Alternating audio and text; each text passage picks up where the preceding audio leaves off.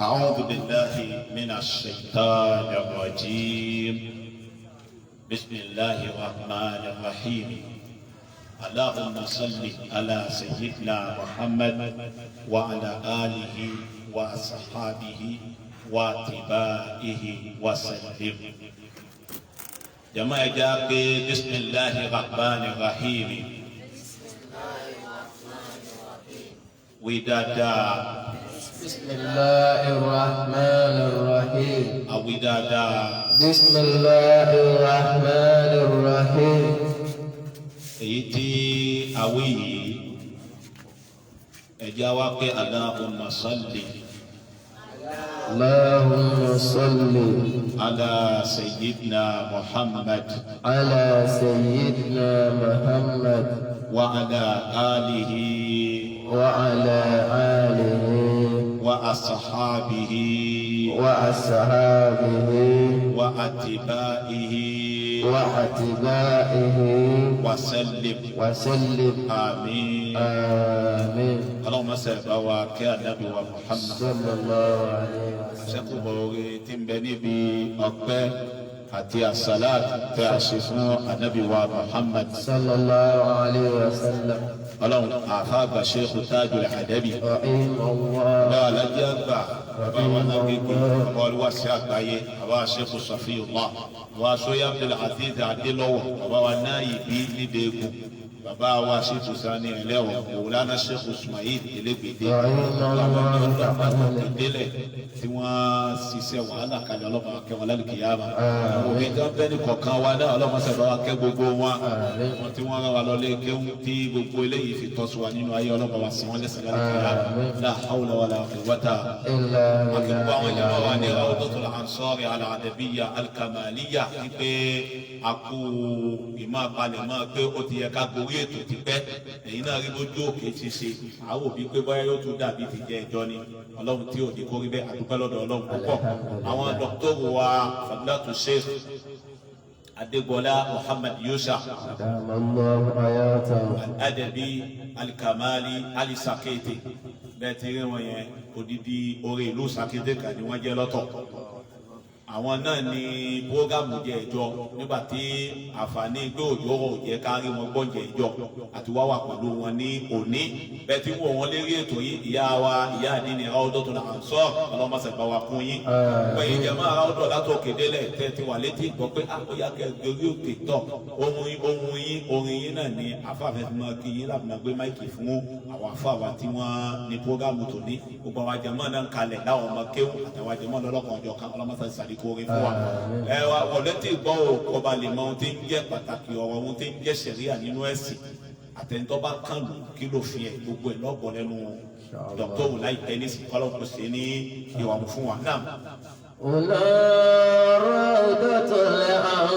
الأنصار نتلو بها ذكرها. Rawda náà ló ti dé yẹn kó fi ń gbọ́ wa máa ṣí àkó máa láìkì ẹ̀ kó sì máa kọ́mẹ́ǹtì rẹ̀. ونسأل ربي أن يكرم لنا الهاجر. máa bá wa ṣe ámínà àdúrà ní gbogbo ohun tá a fa ń kà fún Rawda yẹn ọlọ́run tó rí bẹ́ẹ̀ fẹ́ ní kọ̀ọ̀kan wa. سنفتي مع القرآن خير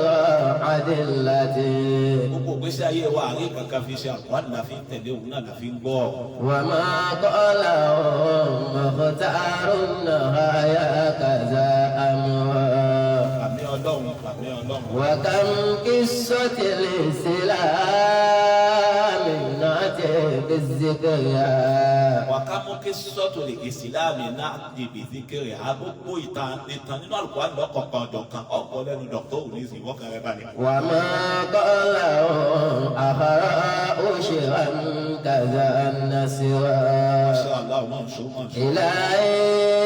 يا رب فانصر مديرنا.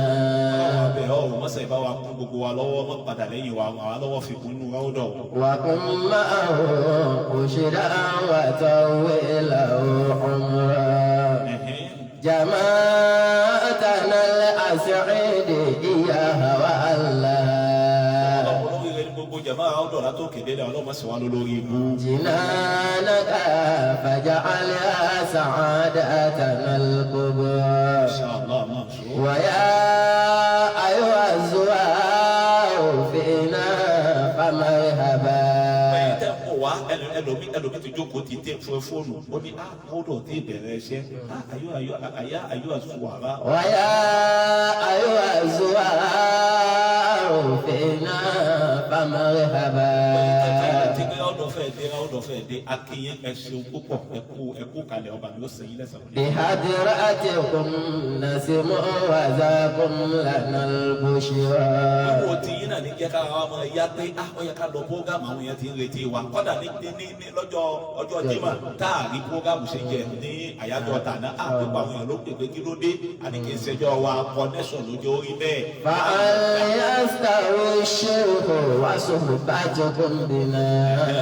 على الله عتما أنجزكم لنا الخير. على الله عتما أنجزكم لنا الخير. Ẹ̀kan náà ti pọ̀ lọ́dọ̀ dọ̀tọ́ kó máa láìkì program kó sì máa ṣí ààrẹ kó máa kọ́mẹ́tì rẹ̀ kó sọ tó dà tíbẹ̀ kí wọ́n náà fà á balẹ̀ kó gbọ́rọ̀ lẹ́nu dọ̀tọ́ wa Muhammad Yusha ọlọ́run jẹ́ ààrẹ wọn pẹ́ ọlọ́run hawla wala quwwata illa falyatafaddal mashkuran.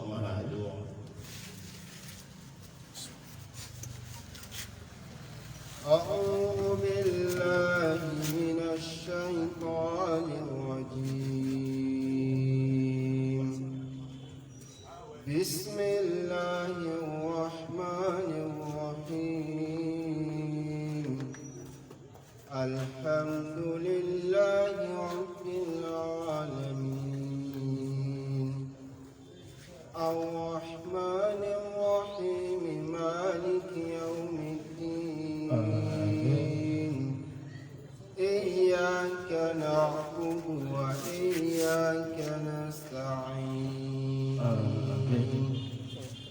اهدنا الصراط المستقيم. صراط الذين أنعمت عليهم غير المغضوب عليهم ولا الضالين.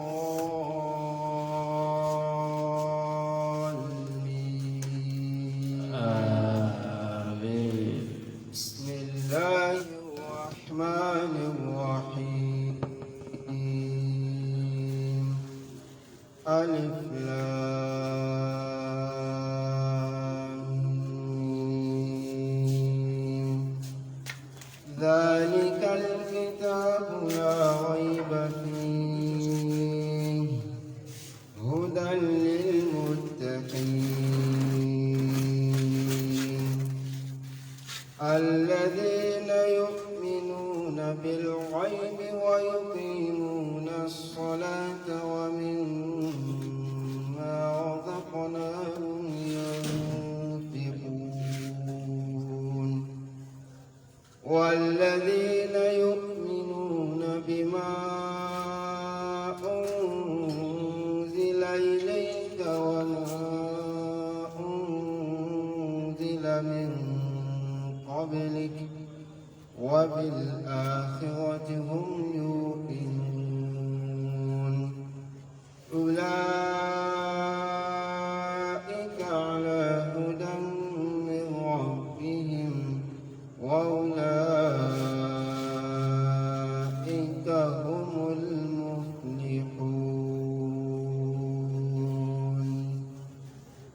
آمين. أعوذ بالله من الشيطان الرجيم. بسم الله الرحمن الرحيم. أعوذ بالله من الشيطان الرجيم. بسم الله الرحمن الرحيم. الحمد لله الذي بنعمته تتم الصالحات والصلاة والسلام على البشير النذير المبعوث رحمة وشفاء ونذيرا للعالمين سيدنا وحبيبنا محمد صلى الله عليه وسلم وعلى آله وأصحابه أجمعين. Aki Ọlọ́run ọba tó ju gbogbo nǹkan lọ ọba àgbálá ayé ọba àṣàkẹ́ ayé àbí àjọkẹ́ ayé àṣàkẹ́ ọ̀run ọba tó ju gbogbo tí ń jẹ́ ọba lọ ọba tó ní ètò lọ́wọ́ tí sì máa ń tò ètò ọba náà ni a fún ní ọpẹ́ kọ́lọ́run mọ́sà ṣàlékún ọpẹ́ ẹnìkọ̀ọ̀kan wa. ìkẹ́ ọlọ́run àti àánú rẹ̀ kó máa bá aṣíwájú ẹ̀dá anabi Muhammad sallallahu alayhi wa sallam ọlọ́run mọ́sà wà pẹ̀lú wa. a kí àwọn olùdarí majlis روضة الأدبية روضة الأنصار الأدبية أكيد وعوائلته ابتداء من مديرنا صاحب الفضيلة الشيخ عبد الباري أدام الله بركاته ọlọ́run jáde wọn pẹ́ kárí wọn jìnnà. àwọn náà ni ọlọ́run bá gbé ètò ilé lọ́wọ́ kí ni wọ́n fi ń ṣe wọ́n fi ń ran ẹ̀sìn islam lọ́wọ́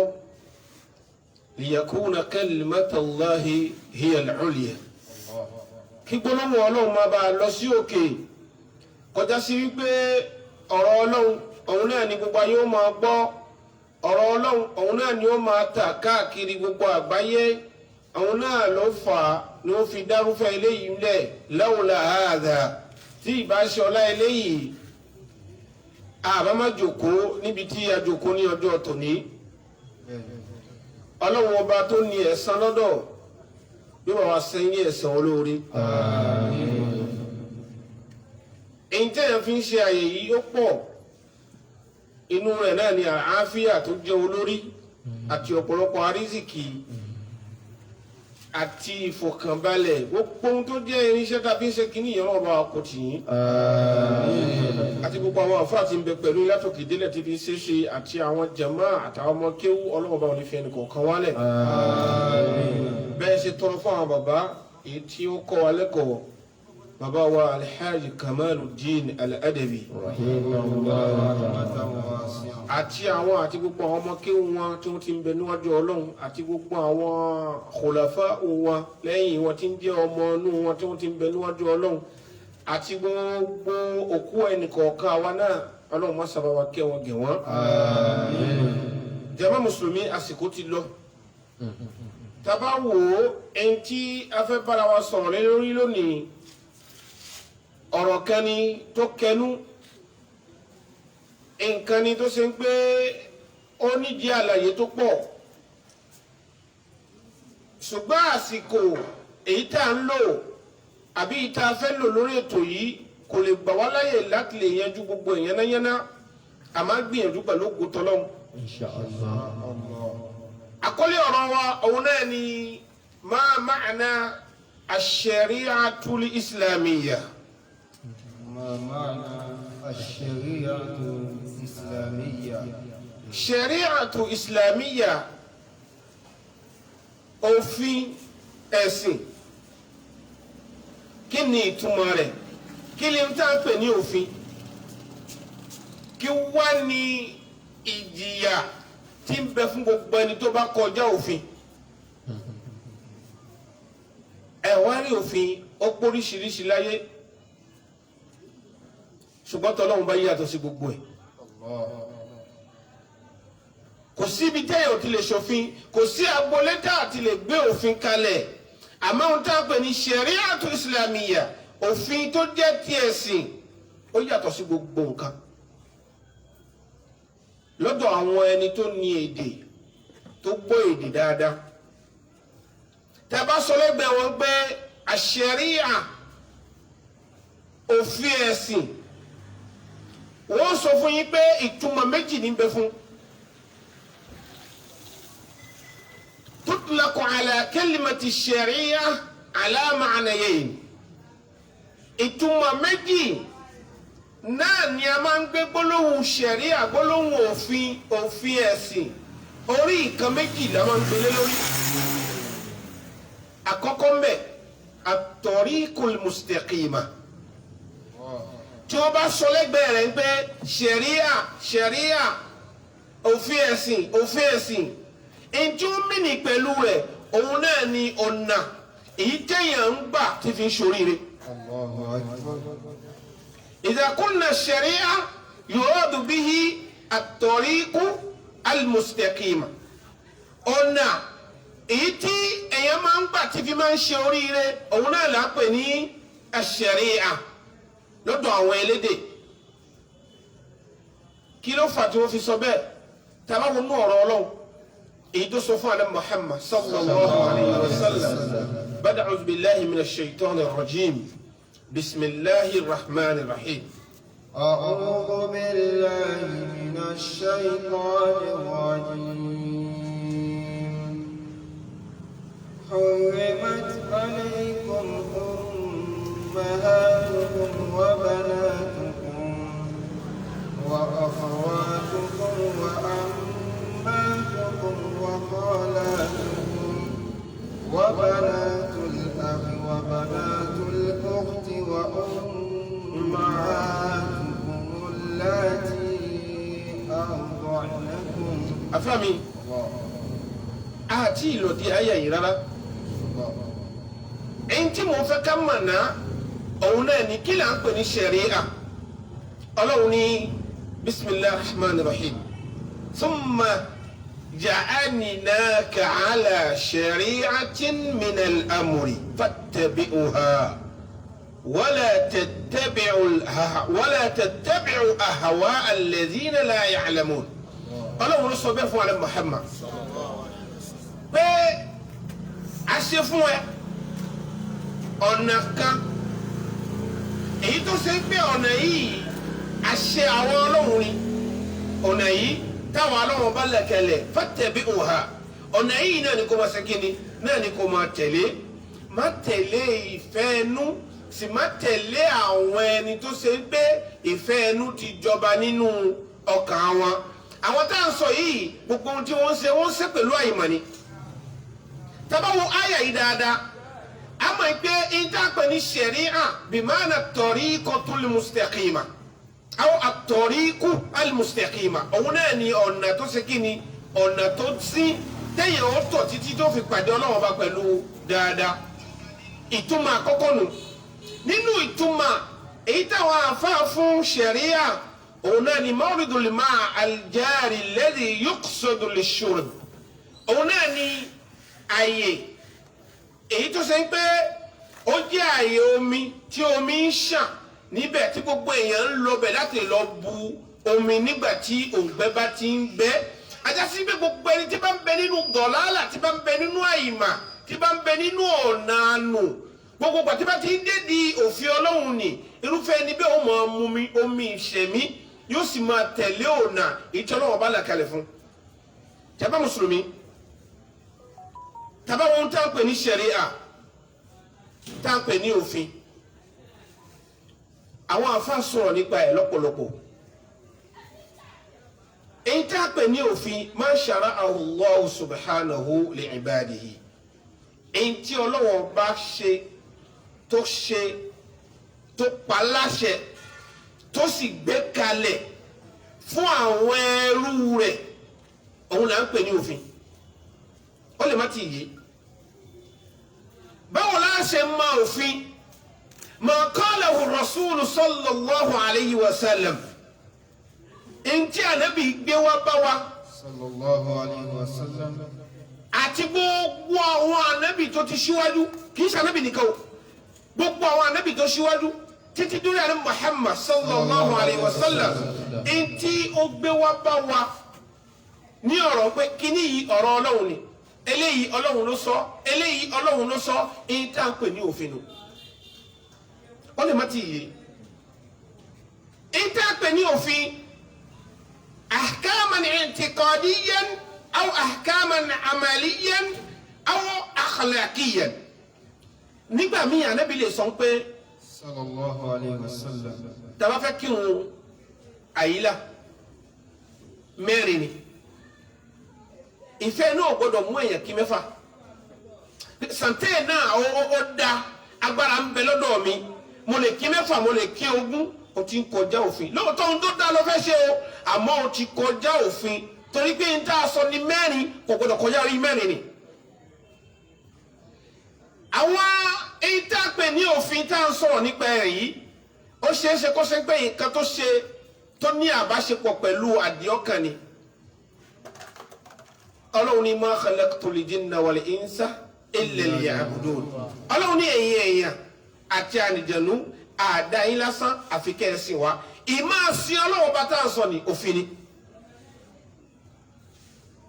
òfin ni tó ṣe pé àgbẹ̀dọ̀ má ṣe gbogbo ẹni tó bá gbẹ̀rù gbọ́nrí pé wọn ò ní ṣe òfin ni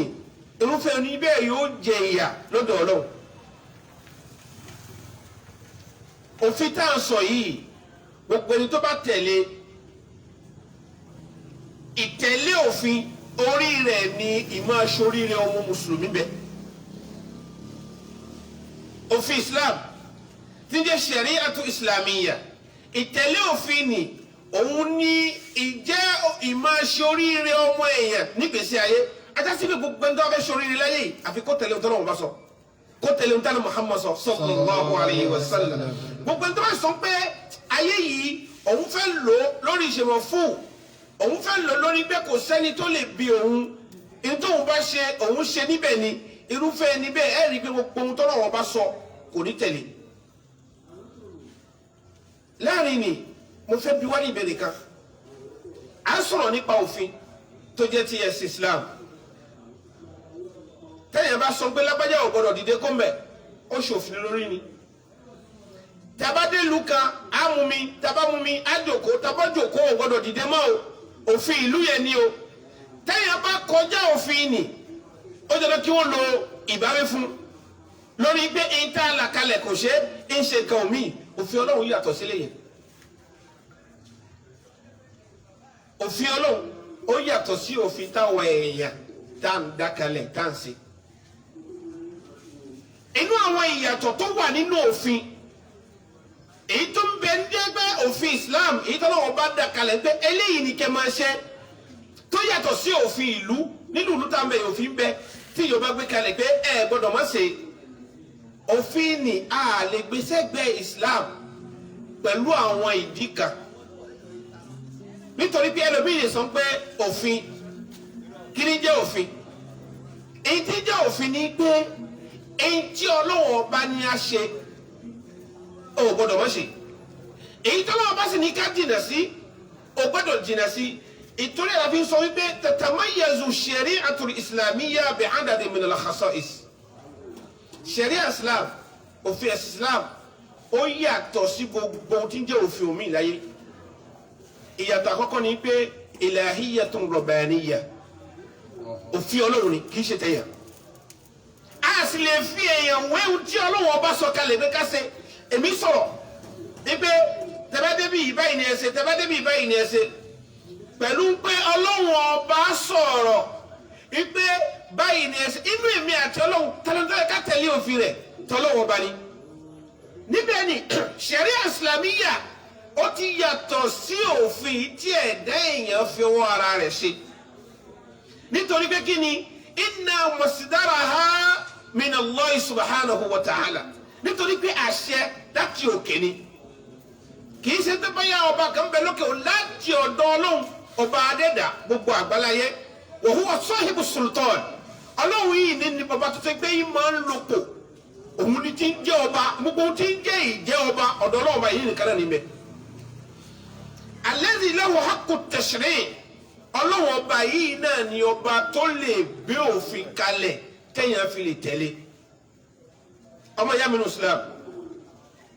èyí tá a pè ní òfin takumu ala asasi min al-aqidati al-islamiyya ibi tí òfin Islam bí bẹ̀rẹ̀ òun náà ní pé kí ni àdéhùn kẹ̀yẹ sí Ọlọ́run gbé òfin kalẹ̀ pé òun ò pé méjì ẹyọ kan ni ìjẹ́ wọ́n tẹ̀lé òfin ni kò bímọ Ọlọ́run ò bímọ ẹnìkan ò bímọ ìjẹ́ òfin pé kò bímọ ẹnìkan ò bímọ ìjẹ́ ìgbàgbọ́ náà ń bẹ nù ọkàn òfin ni ibi ò gbọdọ̀ wá orogún pọ̀ mọ́ Ọlọ́run gbogbo ẹni tó bá wá orogún pọ̀ mọ́ Ọlọ́run ìtì ń kọjá òfin Ọlọ́run torí pé Ọlọ́run bá ní la tushrik billah má wá orogún pọ̀ mọ́ Ọlọ́run ni àṣẹ ni wa hadha al-amru ilahi àṣẹ Ọlọ́run ọba rókè ni nígbà tó Ọlọ́run bá gbé àṣẹ yìí kalẹ̀ gbogbo ẹni tó bá kọjá ààyè ni yóò dandan kókó jìyà kó lo ìbá kó gba ìbáwí lọ́dọ̀ Ọlọ́run. jàmá mùsùlùmí ẹ̀wọ̀n ń tà pé ní òfin màsúmọ̀tún Ọlọ́run fún ara ẹ̀ ní í ṣọ́ òfin. tabawo ṣẹ̀ríà Islam onítẹ̀yìn bá jalè kági lápá òfin Islam ni tẹ̀yìn bá ṣe ṣìnà lóbìnrin tó ti bímọ lọ́kùnrin tó ti bímọ wọ́n ní ká wá kòtò ká kí wọ́n wọnú kòtò ni ká wá sòkò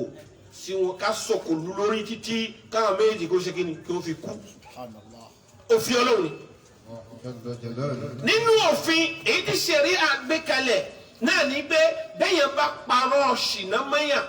lágbájá ó ṣe ṣìnà ó sì rí ó parọ́ ṣìnà máa wọn ní ká lù ú bílálà samanina jalda 80 kù ní kánà òfin ẹ̀sìn ni. kí ló fà á tí Islam fi gbé gbogbo òfin yìí kalẹ̀ ká má máa fi ẹnu ẹ̀tẹ́ fi kan ara wa ká má máa pé ohun tí ò yẹ pé mọ́ ara wa ká má máa sọ̀rọ̀ wa ní orúkọ tí ò yẹ ká sọ̀rọ̀ wa. Sharia Islam ó ní al-aynu bil-ayn wal-anfu bil-anf wan-nafsu bin-nafs ẹ̀wọ̀n nǹkan Ọlọ́run ní tó bá pa yẹn ẹ̀ pa tó bá ṣe apá ẹ̀ ṣe tiẹ̀ náà tó bá fọ́jú ẹ̀ fọ́ tiẹ̀ náà tó bá ṣe báyìí ẹ̀ ṣe báyìí fún òun náà gbogbo àwọn kìíní òfin Ọlọ́run ni amrun ilahi Ọlọ́run ọba fún ara ẹ̀ ló gbé kalẹ̀ kò sì gbé kalẹ̀ láti lè fi ní wọn lára li iqamati al-adala baynana láti lè fi gbé ìṣedédé dúró láàrin gbogbo wa ni. ẹ wá wò lónìí ìlú mélòó agbègbè mélòó ni à ń tẹ̀lé àwọn òfin yìí tó ṣe pé àwọn òfin yìí màsúmọ̀tún Ọlọ́run fún ara rẹ̀ ló gbé òfin yìí kalẹ̀ òun náà ní sì ń ṣàbójútó àwọn òfin yìí ila qiyamisa títí ọjọ́ òpin àlìkí àwọn òfin dé òfin táwọn wá kọ̀ tá a lò yìí ṣe mọ̀ pé òfin náà lọ́wọ́ bá fi lò wá ní ọjọ́ òpin àlìkí ọmọ èyí ni jẹ́ ẹlẹ́ẹ̀kejì nínú àwọn ìyàtọ̀ tí ń bẹ fún òfin ṣẹ̀ríà yàtọ̀ sí òfin tí ọmọ ẹ̀dá èèyàn dá fún ara rẹ̀ ẹlẹ́ẹ̀kẹta mustaqillatun fahiya nizamu mustaqillu bi fikratihi tá a bá jókòó tá a bá ronú sí gbogbo ohun tí Islam sọ pé ká máa ṣe látòkè délẹ̀ tá a bá ronú sí a rí i pé òfin kan ò jọ lábẹ́ sámà yìí kò sófin kan tó sọ pé téèyàn bá pa yẹn pa ìlú obìnrin wọn lè máa ṣe bẹ́ẹ̀ ṣùgbọ́n òfin ṣẹ̀ríà ó dá dúró lórí àwọn kìíní yìí Islam ní téèyàn bá kú ẹ jókòó kẹsẹ kíni kóbìnrin jókòó lé kó sopọ̀ láti lè ṣe kíni láti lè fi káànú ọkọ rẹ̀ kí ló fà tó fi gbé kalẹ̀ bóyá obìnrin yẹn ń bẹ lórí oyún nígbà tọkọ yẹn kú tó bá jáde kó nínú lélẹ̀ kan náà tí ò bá gbélé bóyá ọkùnrin mi ló fún lóyún o bóyá oyún yìí kì í ṣe tọkọ yẹn o àmọ́ tó bá wà á lé láàrin oṣù kan oṣù méjì oyún ó yọ a mọ̀ pé àjẹsí pé olóògbé tó lọ ó fi oyún kalẹ̀ Islam ò gbé nǹkan kan kalẹ̀ láì nítorí Ọlọ́run ní akíbi sọláàt àṣẹ ni ẹ máa kírun kí ló fà á tọ́lọ́wọ́ bá fi ní ká máa kírun ìtorí nǹkan tó pọ̀ ni àkọ́kọ́ náà inna salata tanha anil fahsha'i wal munkar gbogbo gbàtẹ́yẹ bá ti ń kírun ìrun máa yọ èèyàn kó nídìí ìwà ìbàjẹ́ gbogbo ẹni tí ẹ bá rí tí bá kírun tí bá tún kúrò tí ń jalè tí ń mu tí ṣe ṣìnà irú ẹ ní ìfẹ́nẹ́fọ́ àánú irú ẹ ò tí ì pé nítorí pé iṣẹ́ tí ìrun ó ṣe lára ọmọ èèyàn òun náà ni pé yóò máa yọ àwọn ìbàjẹ́ kò lára rẹ̀ yóò sì máa gbé jìnnà sídìí àwọn nǹkan tí ò dá ọlọ́wọ́ bá ní ẹgbàwẹ̀ la'allakum tattaqun bóyá lè tara àwẹ̀ yìí láti lè bẹ̀rù òun ọlọ́run gbogbo àwọn kátàǹkà yìí ṣẹ̀ríyàtún islamiyya òfin ọlọ́run ni tó yàtọ̀ sí gbogbo òfin tó bá dọ̀rọ̀ àdìsí ṣé ẹnìkan lè dè lọ́la ní àdúgbò yìí pé gbogbo ẹ̀yin tí ẹ bẹ̀rẹ̀ àdúgbò yìí o ẹnìkan gbọ́dọ̀ jẹun láàárọ̀ la ó pè lọ́wọ́ rẹ̀ pé afẹ́ àjẹun lè rẹ̀ ni. abilé rẹ̀ pé ìjẹ́ tí mo fẹ́ jẹ́ lọ́la náà tó sọ pé ìgbẹ́dọ̀ jẹ yìí ìwọ ló fẹ́ rà ni àbí o fẹ́ sè àbí owó ẹni ti ń gba owó oúnjẹ ni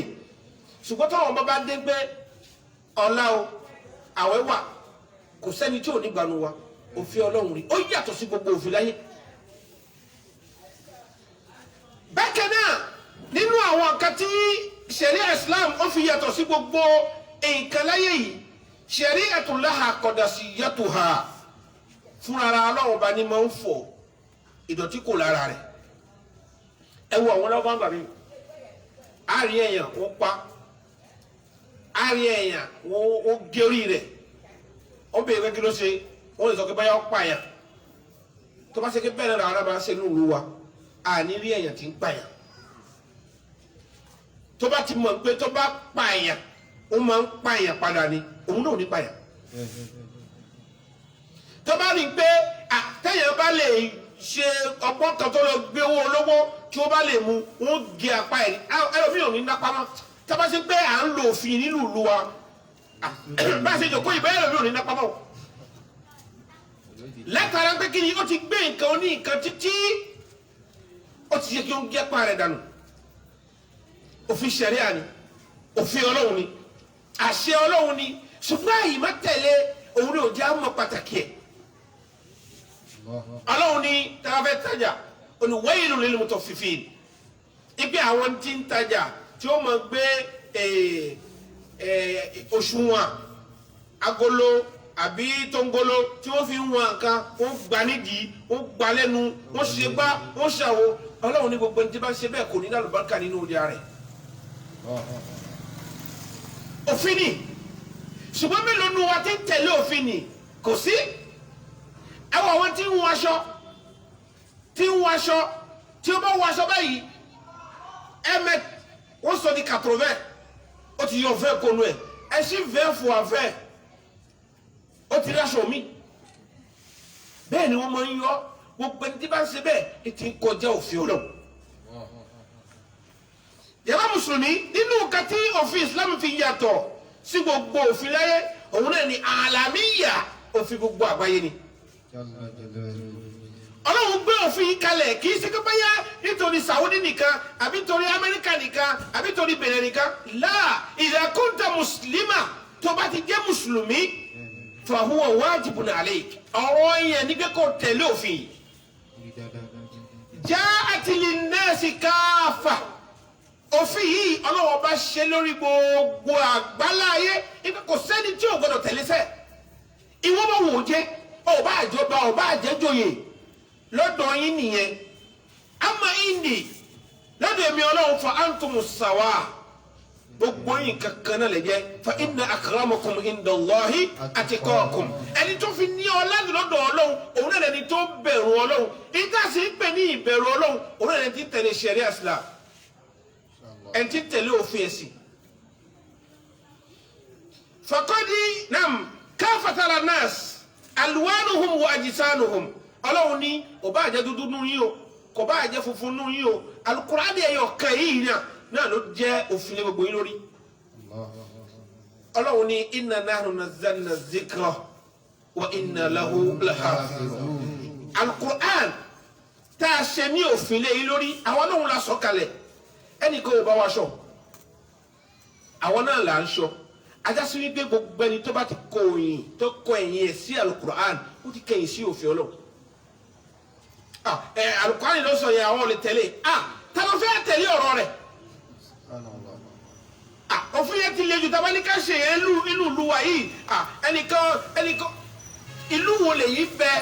tí ò sí lábẹ́ sánmọ̀ Ọlọ́run òfin yìí ti burú jù tábà ní ká tẹ̀lé nǹkan ó bàjẹ́ ọ̀dà ìlú wo lè yí bẹ tí ìsàbẹ̀ sánmọ̀ Ọlọ́run èyí tó ní òfin tí a ní ká tẹ̀lé ọmọ ìyá mi ní Islam nínú àwọn ìyàtọ̀ èyí tuntun bẹ fún òfin Sharia Islam òun náà ni wasi'an wa kamila òfin Islam òfin kan ni tó fẹ̀ bó ṣe fẹ̀ tó yìí àìbò sínú ẹ̀ gbogbo ẹ̀ ló pé àyìmọ́tẹ̀lé wa òun ló jẹ́ ká máa rí ìdààmú nínú ayé ọlọ́run bá sọ nínú alukur'an ó ní wa qada rabbuka alla ta'budu illa iyyahu wa bil walidayni ihsana tó bá ṣe pé òfin tí ń bẹnu àyà yẹn nìkan tá a bá tẹ̀lé ọmọ kan ò ní bọ́ síwájú òbí rẹ̀ kó bò òbí kan ò ní sọ pé ọmọ yìí ó sì orí bó sì báyà kò ní lè ṣépè fún nítorí pé ọmọ gan ò ní hùwà tí òbí fi ṣe kí ni tí ó fi ṣépè fún ṣùgbọ́n ó ti ta lòfin ó ti pe òfin nírọ́ ọ̀rọ̀ tọ́lọ́hun sọ tó fi pàṣẹ nì ó ti pè nírọ́ kò kákún gbogbo ẹni tí òun bá sì ti ka òfin kú yóò kọjá àlà tẹ́yẹ̀ bá sì ti kọjá àlà ó dandan kó ṣe kí ni kó jìyà nínú àwọn kan èyí tí tún bẹ fún sharia Islam tí ó sì fún gbogbo ọ̀kan omi òun náà ni shari'atun tatamayyazu ahkamuha bil yusri wa raf'ul hajar sharia Islam sharia kan ni tó ṣe ń pé ó yàtọ̀ sí gbogbo ohun tí ń jẹ́ òfin tí ọmọ ẹ̀dá ádámà ó fi ọwọ́ ara rẹ̀ ṣe nítorí pé kí ni òfin kan ni tó ṣe ń pé gbogbo ìgbà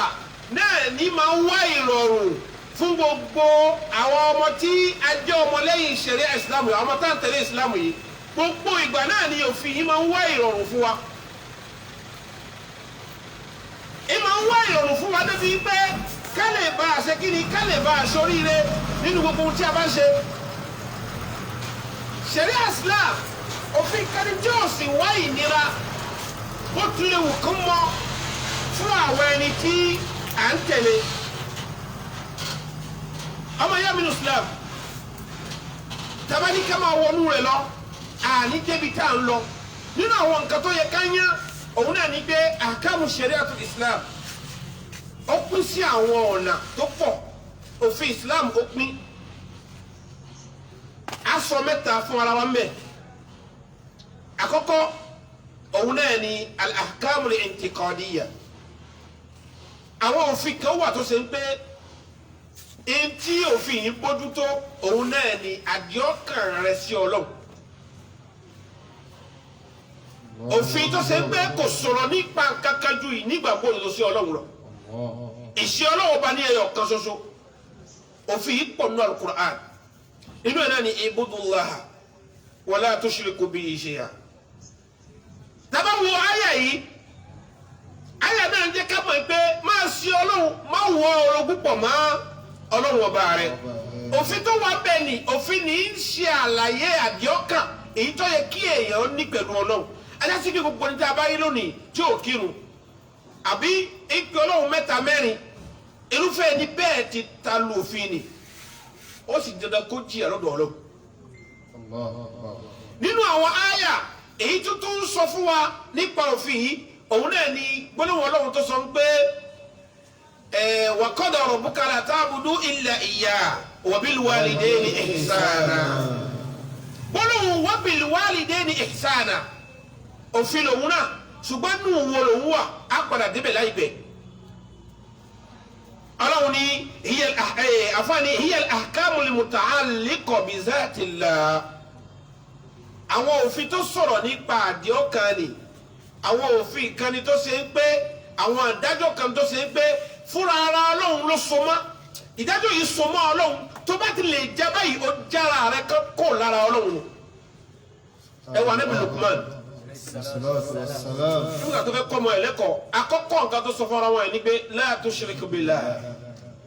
máa wọ orogún pọ̀ mọ́ Ọlọ́run nítorí pé ìjọ tí èèyàn bá ti jábọ́ ńbẹ̀ téèyàn bá ti lè fi eléyẹn fi gbéra wọn báyìí ìgbésí ayé èèyàn bàjẹ́ nù. nítorí pé ìmáa ń wá orogún pọ̀ mọ́ Ọlọ́run ni nǹkan burúkú ńlá ni o ẹ jẹ́ ká gbìyànjú láti lè jìnnà sí wa yutraku alayha al-ilahiyat kéèyàn máa wá Ọlọ́run púpọ̀ kéèyàn máa wá Ọlọ́run ẹ̀yọ̀kan ò tó òun sìn òun gbọ́dọ̀ mudir subhanallah hali ẹlòmíì òun náà fún ara ẹ̀ ló lọ́jà tó lọ ra nǹkan wálé tó bá dé yóò wá fọmí ọlọ́run ara rẹ̀ kéèyàn máa dá ọlọ́run fún ara ẹ̀ ẹ̀rí rí yóò dá ọlọ́run fún ara ẹ̀ yóò tó fún lóúnjẹ ọlọ́run náà ò ní lè jẹ yóò fún lómi pé kó mu ọlọ́run náà ò ní lè mu mi yóò tó pé òjò tó rọ̀ òjò tó pa ọlọ́run rẹ̀ ó wá ní pé kó má jẹ́ kí òjò máa pa ọlọ́run ọgbọ́n ó tún kọ́lé sórí ọlọ́run ọba rẹ̀. La ilaha illallah Muhammadu rasulullah sallallahu alaihi wasallam.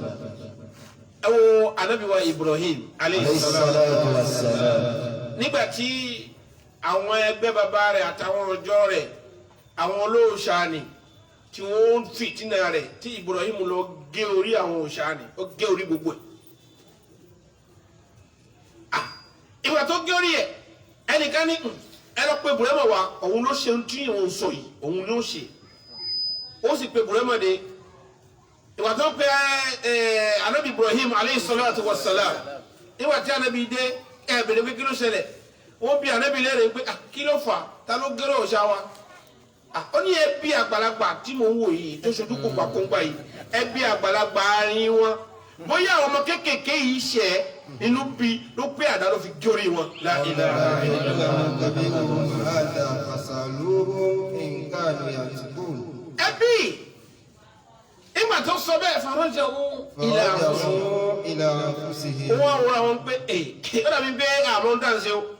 فقالوا إنكم أنتم الظالمون. ó ń bi àwọn léèrè pé ó dàbí pé àwọn dáǹsẹ̀ o ẹ wọ́n mọ iye ọ̀rọ̀ tó mọ sọ ó mú làákà ìdání o ó ní ká bi àgbàlagbà tí ń bẹ́ dúró dáàsì mọ́ pé àgbàlagbà yóò lè gé orí àwọn ẹni tí ó wà ń bí kí ló wá ń ṣẹlẹ̀ sí àwọn eléyìí ó wá ní ká bi léèrè pé tó bá lè sọ̀rọ̀ àwọn náà sì mọ̀ pé kò lè ṣe kí ni kò lè sọ̀rọ̀ ajásí wípé ọmọ ìdá yẹn gbọ́dọ̀ rórí nígbèsí ayé ara rẹ̀ pé kí ni mò ń sìn ìjẹ́ ẹni tí mò ń sìn ó tó sìn lóòótọ́. fa inna Allahu wal wahidul mustahiqqu lil ibad ọlọ́wọ́ bá nìkan lọ́ba tó tó sìn gbogbo ìtọ́kù à ń tara ni. ẹni ẹlòmíì yóò lọ́jà yóò gbé yẹn gan tí yẹn gan bá kọ́kọ́ jáde yóò ní àwọn ìṣàbẹ̀jì ìbejì tó ń bo epo sí i àwọn àrí àwọn ẹ̀rà rẹ̀ àwọn kankan tí ò lè ta sára tiwa láti pàdánù yóò tó wá jòkó sórí àwọn òòṣà yóò máa tọ̀ sí yóò máa yàgbé sórí òòṣà ni èyí wàá débẹ̀ yóò wá sọ pé àwọn kìíní yóò tiẹ̀ gbẹ́rà ẹ kó lẹ́gbẹ́ òòṣà wa la ilaha illallah. àwọn ahkamun i'tiqadiyya àwọn àkàmù tó ṣe ń gbé muta'alliqa bil aqida ọlọ́run ọba gangan fún ara ẹ̀ ló sọmọ́ ẹ má jẹ́ ká já kó lára ọlọ́run tá a bá lè já báyìí á já ara wa kó lára ọlọ́run ẹ̀yẹ́ gbọ́dọ̀ mọ̀ pé kò sẹ́nìkan àfi ọlọ́run ìpín àkọ́kọ́ nìyẹn nínú àwọn ìpín yìí kọ́ ní bẹ́ẹ̀ ìpín ẹlẹ́ẹ̀kejì wa kadhalika al-ahkamu al-muta'alliqa bil-iman bil-anbiya a gbọ́dọ̀ nígbàgbọ́ pé àwọn àbíyáwó kan bẹ àwọn ànábì ọlọ́run wa rusul àwọn ànábì ọlọ́run yìí tọ́lọ́ ọba arásáyé wa yutlaqu nubuwwati wal ahkamu al-muta'alliqa bil-iman bil-malaika a gbọ́dọ̀ mọ̀ pé àwọn màláíkà kan bẹ a gbọ́dọ̀ mọ̀ pé tírà kan bẹ láti sámà al-kutubu samawiyya a sì gbọ́dọ̀ mọ̀ pé ọjọ́ kan bẹ ní ọjọ́ kẹyìn a sì gbọ́dọ̀ mọ̀ pé ìṣirò ṣe ń bẹ a gbọ́dọ̀ mọ̀ pé àlìjánnà ń bẹ iná ń bẹ a gbọ́dọ̀ mọ̀ pé ìyà kan bẹ lọ́dọ̀ Ọlọ́run tí ó fi jẹni tí ò bá tẹ̀lé àṣẹ rẹ̀ gbogbo ohun tá a kàkàlẹ̀ yìí àdìẹ ọkàn ni inú ọkàn ni máa ń gbé ẹnìkan yìí rí gbogbo ní tẹ́ ẹ bá rí tẹ́ ẹ bá sọ fún pé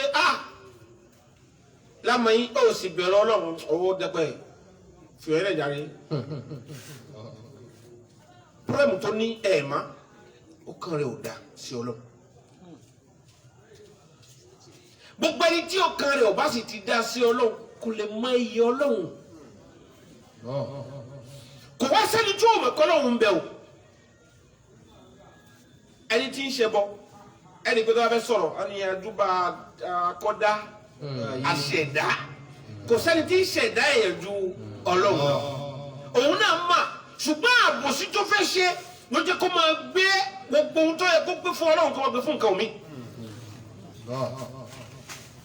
ní Al-Qur'ani fi sọ lùkùgbà tí lùkùgbà sọ fún ọmọ rẹ pé inna shirka la zulmun azim ọlọ́run ní gbogbo ohun tá a pè ní ẹbọ àbòsí ni ọlọ́run ní àbòsí ni ó dàbí pé kí mùdírù kéèyàn bímọ ìwọ tó bímọ ó ga jù báyìí lọ ó ju dé mẹ́tì lọ ó wá bímọ ọlọ́run ní kọ́mọ náà ní táyì ó wá ju ẹ lọ òun ga bíi 7 mẹ́ta kàbí kọ́mọ náà wá kọ́lọ́hún kí ọmọ nì kí ọlá dé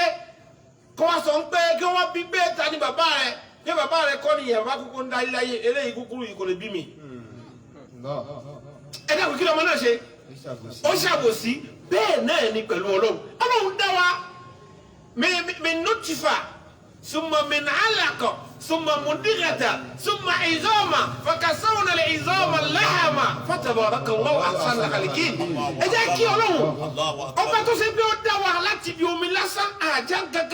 nǹkankan títí ọlọ́run wá yọ wá jáde àwa di tí èèyàn rí káwá sọ pé ọlọ́run ni àní sìn àmọ̀ sí nǹkan omi zulmun abosini bẹ́ẹ̀ náà ni fún ọmọ èyí tọ́lọ́run kẹ́ tó wá sọ pé ìyá kúkúrú yìí bàbá tó dọ̀tí ẹ̀rọ kò lè jẹ́ ìyá tèmi kò lè jẹ́ bàbá tèmi lélẹ́yìí o nígbà tó wá fẹ́ ṣe nǹkan tó mọ lọ káyà àwọn èèyàn wọ́n fi máa ṣe àwọn òbí rẹ̀ bàbá àti ìyá irúfẹ́ ọmọ bẹ́ẹ̀ sọ́dá inú dúpọ̀ ọmọ yóò tán síbi tó dá kò lè tán li'annahu qad zalama walidayhi ó ti ṣàbòsí àwọn òbí rẹ̀ méjèèjì wala yuflihu zalimu gbogbo ẹni tí bá ti ń ṣàbòsí kó lè jẹrẹ àkọ́kọ́ nù ẹlẹ́ẹ̀kejì òun náà ni al-ahkamul khulqiyya àwọn ìdájọ́ kan wà tó ṣe pé ó rò papọ̀ mọ́ ìwà ọmọ ìyá mi ní Islam àdásí pé láti inú ìwà pàápàá àwọn ìdájọ́ ń bẹ ń bẹ nínú àwọn ìdájọ́ tí ń bẹ nínú ìwà òun náà ni pé tahzibu nafsi wa tazkiyatuha ẹ̀yẹ́ gbọ́dọ̀ kọ́ ẹ̀mí ara rẹ̀ bá fẹ̀mí rẹ̀ lẹ̀ kí ayé ẹ̀mí rẹ̀ ó bàjẹ́ ẹ̀yẹ́ gbọ́dọ̀ fi ẹ̀mí ara rẹ̀ lẹ̀ kẹ́mi náà ó sì dógùn kó dógùn títí kó má wúlò fún láyà tàlìkìyàmà. ẹ bẹ̀rẹ̀ pé báwo ni ẹ̀mí ṣe máa ń dógùn gbà nítorí pé tó bá fi ẹ̀mí rẹ̀ lẹ̀ tó o bá kọ sórí àwọn nǹkan tá a fẹ́ kà yìí gbogbo tá a fẹ́ kà yìí tí o bá ti sínú ọkàn rẹ ẹ̀mí náà ti dógùn àkọ́kọ́ bẹ́ẹ̀ ni asídìkù o gbọ́dọ̀ lóòótọ́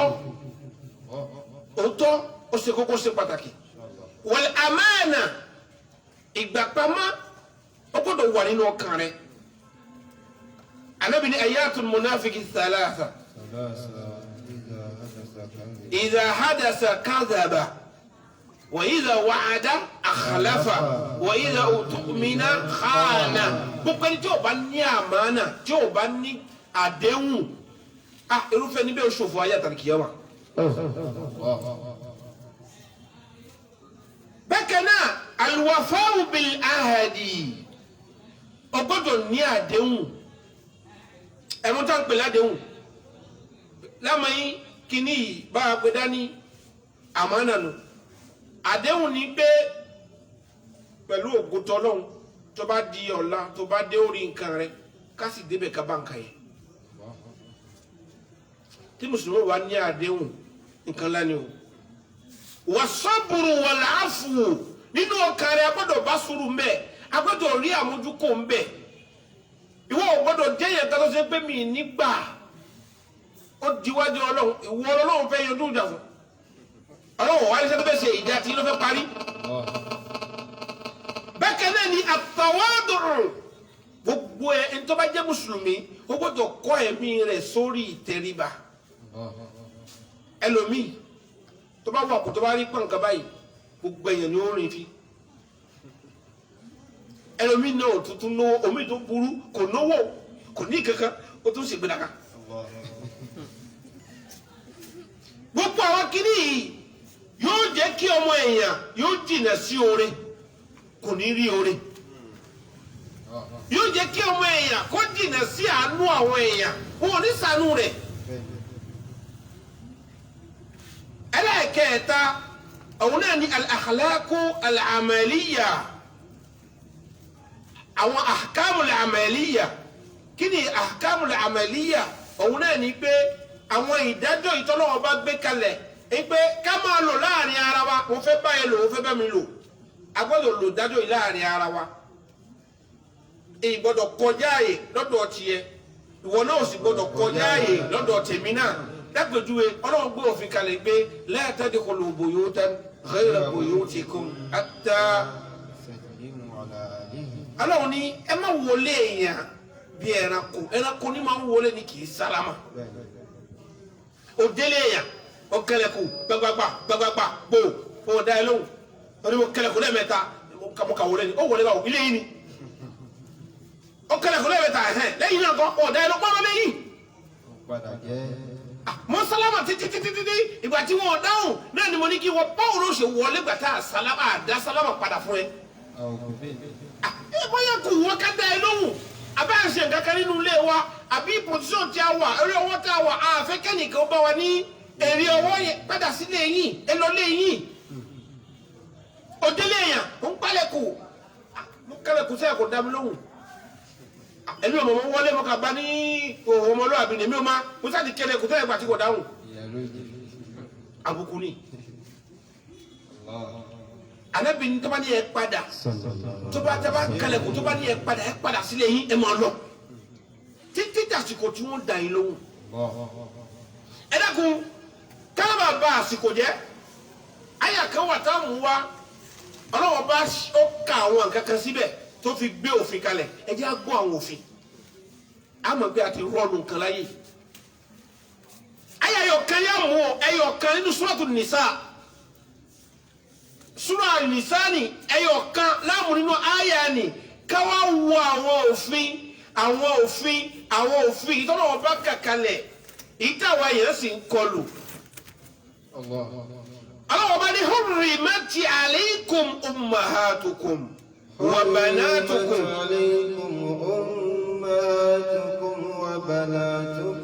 Ẹ jẹ́ ká máa lọ lẹ́yọ̀ kọ̀ọ̀kan. Allah bá ní aṣeléèwọ̀ fún yín o. Kí ni o tá aṣeléèwọ̀? Ummahatukum. Lónìí sì àti rí ọmọ tí ń bá ìyá rẹ̀ sùn. Ọmọ mi yóò mú nǹkan sínú tíì fún ìyá rẹ̀ àbí sínú ọtí àbí sínú omi tó bá ti lè mú báyìí yóò ṣe kíni yóò sùn lọ yóò wá bá ìyá ni ní àṣepọ̀ Ọlọ́run sì ní èèwọ̀ ni o òfin ni ẹ gbọ́ àwọn òbí yóò gbọ́dọ̀ ìyá yìí lójú yín ẹ̀bàjẹ́ kan ò gbọ́dọ̀ gbé yín débi pé ẹ̀ ní ẹni tẹ́ bá náà ṣe pọ̀ máa fi àwọn òbí yín méjèèjì ẹ má dán wò kí ni mo wí ẹ má dán wò òfin Ọlọ́run ni ẹ wọ́n náà ibi tí Ọlọ́run ti gbé o Ọlọ́run bá ní wa banatukum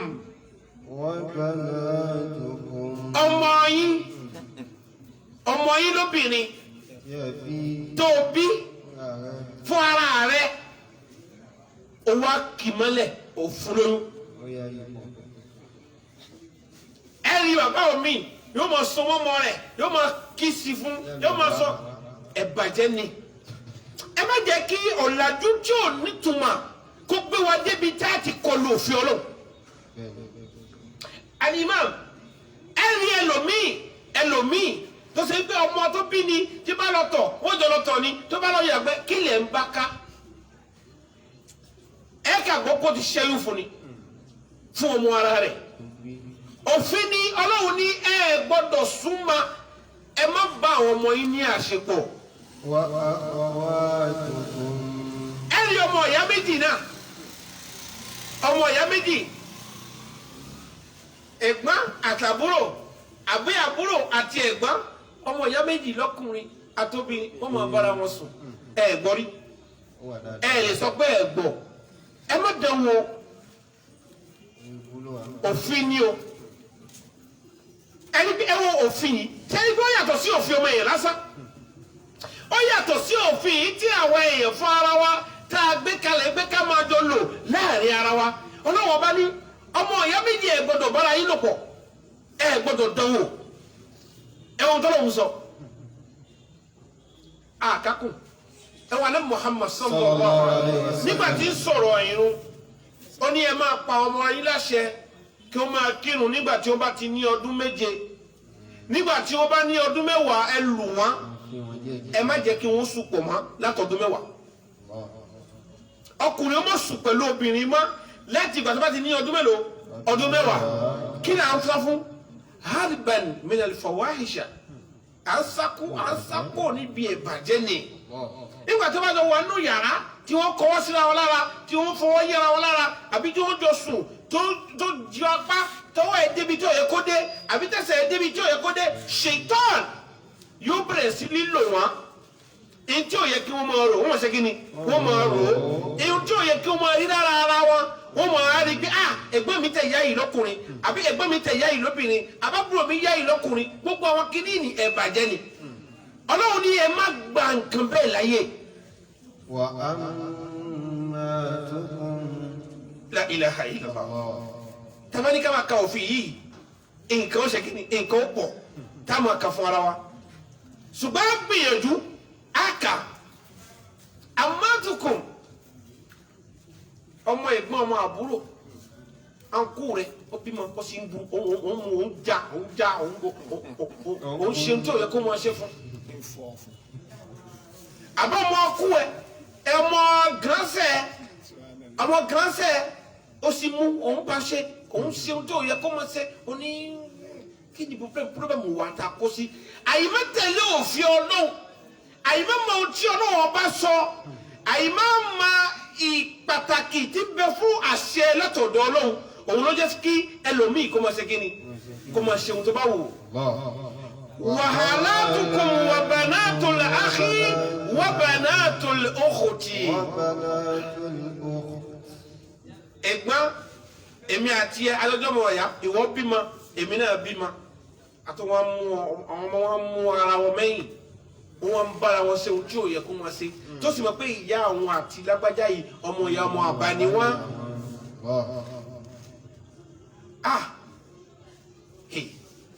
jàmá mùsùlùmí ní gbogbo bí kíbi tá a máa ń wọ ara wa ẹ má jẹ́ àfojú pa òfin Ọlọ́run bá ṣe kí ni ká má fojú pa òfin Ọlọ́run bá rẹ̀ ká mọ̀ ìgbé tọ́lọ́wọ́ bá ń sọ yìí ọ̀rọ̀ ní o Ọlọ́run sì bẹ́ẹ̀ nìkan ṣàwàdà pẹ̀lú òfin rẹ̀ ibi kan wọ́n bẹ̀ tí Ọlọ́run bá tiẹ̀ sọ ó ní wa ummahatukum allati arda'nakum. ìyá tó tọ́ yín ìyá ló pa yín pọ̀ ẹlòmíì akúgbà míì tó fọmọ kalẹ̀ ọmọ bá tọ́ ọmọ gbàtí wọn bá tọ́ ọmọ ìyá yìí tó tọ́ yín o tó wá mú mọ́lẹ̀ àbí ọmọ ìyá rẹ èyí tó ṣe ń pé wọ́n jọ tọ́ yín pọ̀ ni ẹjọ́ mumú kan náà ẹ̀yin sọmọ ìyá ẹ̀yin sọmọ àbá o ẹ̀yin sọmọ ìyá ẹ̀yin sọmọ àbá àmọ́ wọ́n jọ tọ́ yín pọ̀ nítorí ẹjọ́ mumú papọ̀ wọ́n fún ẹjọ́ mumú kan náà ẹ̀tún wá múra yín mọ́lẹ̀ òfin ni ẹ gbọ́dọ̀ dánwò. wa ummahatu nisaikum ìyá ìyàwó rẹ ẹlòmíì bàjẹ́ ìyá ìyàwó rẹ̀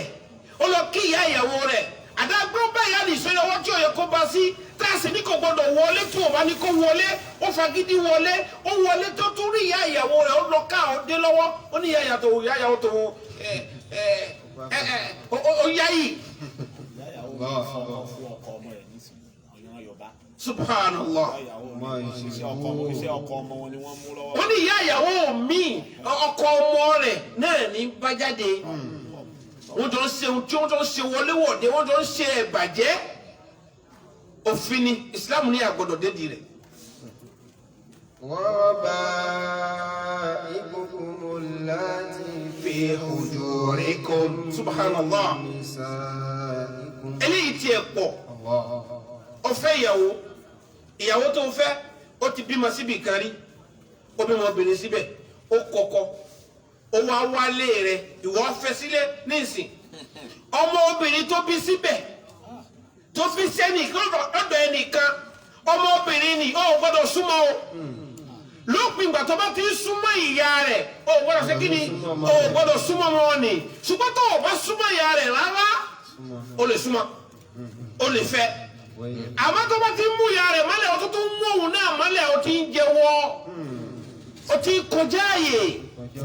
o o ti ń tẹ òfin Ọlọ́run ọba mọ́jú o ti ń tẹ lójúmọ́lẹ̀ o ti ń tẹ ohun tí ò yẹ kó tẹ̀ mọ́lẹ̀ la ilaha illallah. Muhammadu Rasulullah sallallahu alaihi wasallam. Ọlọ́run ní fala junaha alaykum wa halailu abnaikum alladhina min aslabikum. فلا جناح عليكم La junaha alaykum tọ́lọ́ ọba sọ́bẹ̀ ní pé أبنائكم الذين من أصلابكم. àwọn tẹ́jọ jáde nínú kaná nínú àtọ̀ kaná ẹ bá súnmọ́ra yóò yàtọ̀ sí eléyìí ni ọmọbìnrin tí ìyàwó rẹ̀ ti bí síbi kan ni tó bá wá ń bá yín gbé lé ìyá rẹ̀ lọ sọ́jà owó amúmọ́lẹ̀ ẹ̀ṣẹ̀ ni ṣùgbọ́n tó bá ṣe ń gbé ìwọ àti ìyá rẹ̀ ẹ̀jọ́ ní nǹkan kan pọ̀ kò sí láì fi kó fẹ́rúfẹ́ ọmọ ni èyí ni kò sí wọ ẹ̀ṣẹ̀ kankan ní ibẹ̀ ni ọlọ́wọ́ bá wá ní wa an tajma'u bayna al-ukhtayni. وأن تجمعوا بين الأختين إلا ما قد سلف. ọlọ́run ní ẹ má bá ọmọ obìnrin méjì pọ̀ tẹ̀gbẹ́tàbúrò ni wọ́n ọmọ ìyá kan náà ni wọ́n pètísẹ̀ gánṣẹ́ ó sì ń bálẹ̀ yìí ṣe tó ń bálẹ̀ yìí náà ṣe ọmọ ìyá kan náà. ìyá kan náà Ọlọ́run. ìyàwó bá fẹ́ ìyàwó bá wá kú téèyàn lè fẹ́ àbúrò ẹ̀. kò sí láì fi gbà yẹn síláì ó fẹ́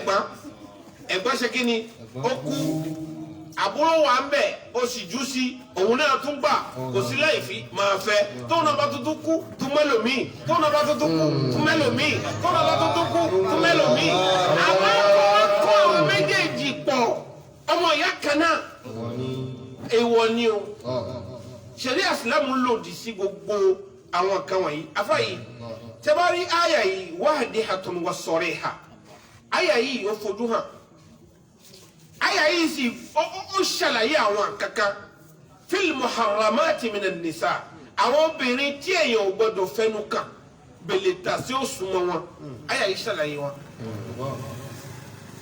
ọyẹ́ nìsí tẹ́báwo nususu shar'iyya nínú àyà yìí dáadáa á di pé ọlọ́wọ́ bá fún ara rẹ̀ òun gángan fún ara rẹ̀ ló ṣàlàyé àwọn obìnrin tá a lè fẹ́ ló sì ṣàlàyé àwọn obìnrin tá a lè ṣe kíni tá a lè fẹ́ ṣáájú gbogbo àwọn tá a kà kalẹ̀ yìí èèwọ̀ ni èèyàn gbọ́dọ̀ dédìí rẹ̀ òfin ni ṣé wá rí pé òfin Ọlọ́run ó yàtọ̀ sí òfin àwọn èèyàn òfin yìí kò wá sí ibì kan tá a gbé sí tí ò ṣe déédéé rẹ̀ kò wá sí ìlú tí ò ti yẹ ká lo òfin yìí kò sínú agbolé tí òfin yìí ò ṣe dandan fún ní gbogbo àgbáláyé yìí nítorí kékeré amúrún ilahi òfin Ọlọ́run ọba ni wallahu huwa rabbul alamin Ọlọ́run yìí òun ló dá gbogbo àgbáláyé kò wá ṣe òfin yìí fún àwọn ẹnìkan ó ṣe lé gbogbo wa lórí ni ọmọ ìyá mi ní Islam ní gbogbo ibikíbi tí a bá ń wúra wa ká mọ̀ lónìí ní pé wọ́n tá ń pè ní sharia Islam òun náà ni ọ̀nà èyí tó tọ́ kéèyàn korí sí kó mọ̀ gbà òun náà ni ọ̀nà tó sí tó ṣe pé téèyàn bá ti ń gbà lọ kò ní kábàámọ̀ láyéláyé sharia Islam òun náà ni àwọn òfin èyí tí Ọlọ́run bá fún ara rẹ̀ gbé kalẹ̀ lé àwa èèyàn lórí tó ṣe pé òfin yìí kò sí ìgbà tí ò bá mu kò sí ìgbà tí ò bá lọ tó ṣe pé òfin yìí gbogbo wa pátá náà ló yẹ ká tẹ̀lé òfin yìí tá bá wo òfin yìí dáadáa téèyàn bá kọjá rẹ̀ tó ta òfin yìí nípa tó kọ èyí sí kó mọ̀ pé kò sí bó tilẹ̀ kó rí òun Ọlọ́run ọba fún ara rẹ̀ ni ó padà bá irúfẹ́ ẹni bẹ́ẹ̀ wí ká mọ̀ pé ohun tí ń jẹ́ òfin lọ́dọ̀ Ọlọ́run kì í ṣe ohun téèyàn máa wò pé ẹ̀fìyẹ́ lè jàre Ọlọ́run òróró Ọlọ́run kò sẹ́ni tó rorò tó Ọlọ́run wa ní ayé yìí àyà kan wà Suratul Kahf ó ní la yughadiru saghira wala kabira illa ahsaha Ọlọ́run ọba ní kékeré ni nílá ni àwọn Ọlọ́run ọba àfọ kò sí kékeré bí ẹ̀ṣẹ̀ o gbogbo ẹ̀rọ Ọlọ́run ọba báyìí á papapọ̀ báyìí á sì ṣe kí ni á kọ́lé Ọlọ́run ikra kitabaka kafa bi nafsika al-yawma alayka hasiba tíra rẹ ni wọ́n náà lọ ṣe èyí tó kéré bẹ́ẹ̀ àti tó tóbi wọ́n náà lọ kún nínú wa máa kà ọmọ yá mi Islam ẹjá tẹ̀lé òfin Ọlọ́run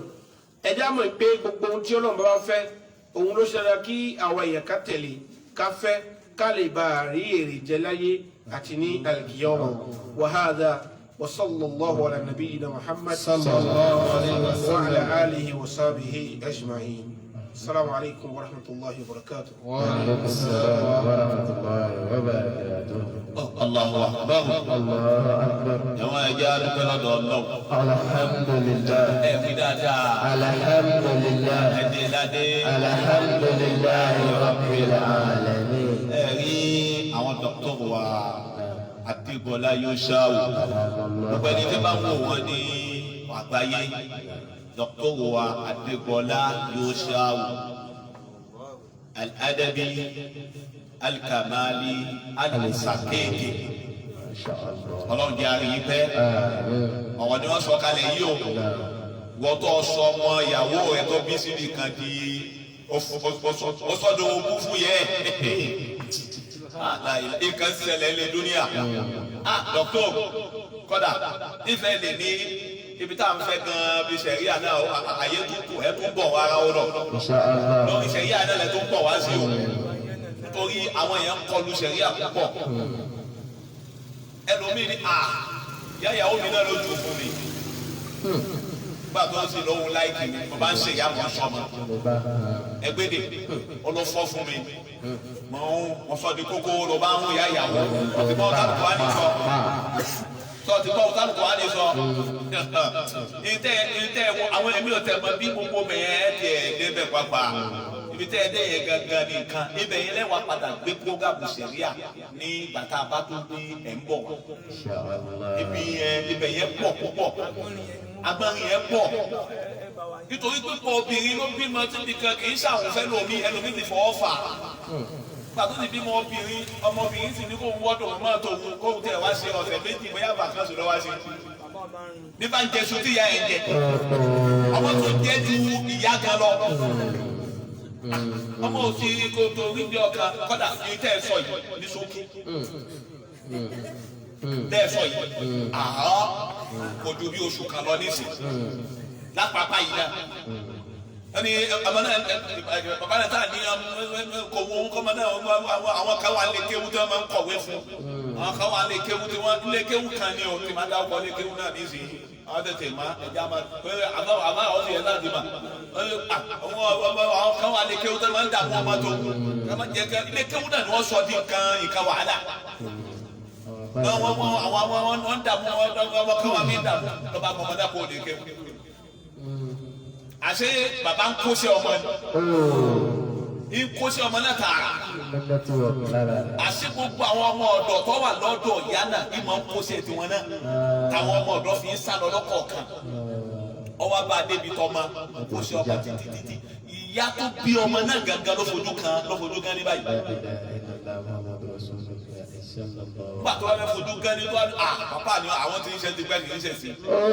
tọ́jà àwọn sẹ́yìn fún ọmọ náà èyí tí ń sọ yìí ẹ fi ó dàbí pé kẹ́ ẹ gbé igi sí ọ̀kánkán bíi tí ìlú ti wọ́n ń dún tí nǹkan ó ti dún ibẹ̀ níbi tẹ́ ẹ fọ wọ̀nyí sí. àwọn bóyá wọn náà wà ní láì ní ìfìyọ́ máa gbọ́ pé gbogbo iṣẹ́ tó ń ṣe yẹn kódà tọ ọlọ́run bá wa dúpẹ́ fún yín ọlọ́run ò ní bà mímọ̀ náà jẹ́ oore àgbáyé lẹ jẹ́ àgbáyé náà lọ́sì tí wò yín yìí tìrú yín nísìnyí èèyàn gbọ́dọ̀ sọ pé kíkú pa yín ọlọ́run ní fi ṣe nǹkan fún yín ọlọ́run ní fi kú pa yín báyìí nítorí adágún máa pa yín ní kékeré kẹ́dàgbà kẹ́dògbò sínú ẹ̀sìn ọ̀dọ́ ò dáadáa kó ṣàánú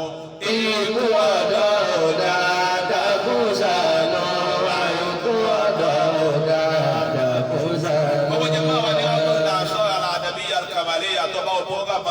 Kọ́mọ ṣíà kọ́mọ kọ́mẹ́tì rẹ̀ dọ́kítọ̀ wo bá sọ lórí pàtàkì sẹ̀ríà bó bá lọ kọ́mù sẹ̀ríà kí ló ṣẹlẹ̀ ẹlòmíì ìyàwó olé tíyàn lè wọ́n ní ká ju olóko àwọn aláǹsì mọ ẹ̀yìn ìyàwó ọkọ tọ́ níyàwó olé tọ́ lọ wọ́n ní ká lé ẹ̀ lóko kó fi kú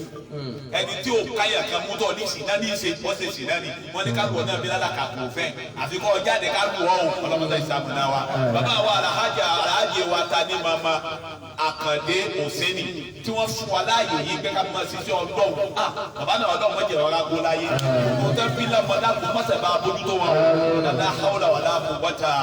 ọlọ́run sáyè sí ọ̀rọ̀ dọ̀tọ̀ òjò ń bọ́ sọ́mọ̀ lẹ́ẹ̀kan náà pé sẹ́rí àbọ̀ gbé wáyé ẹ̀ tí ì parí ẹ̀ tó ń bọ̀ wá ọlọ́run ní àpàdé láyọ̀ dada hawla wala quwwata.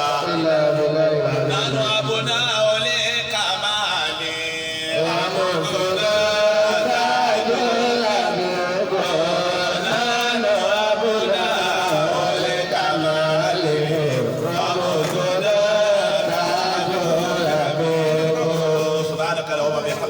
نشهد أن لا إله إلا أنت نستغفرك ونتوب إليك والسلام عليكم ورحمة الله